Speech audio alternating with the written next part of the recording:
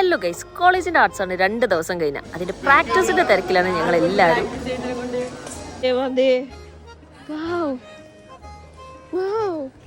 ഞങ്ങളിപ്പോ ഈ പാടുന്ന ദേശഭക്തി ഗാനാണ് ഞങ്ങളുടെ ഐറ്റം.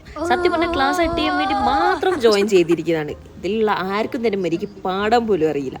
ഇവിടെ നിന്ന് നോക്കി കഴിഞ്ഞാൽ നമ്മുടെ കോളേജ് മൊത്തം കാണാം.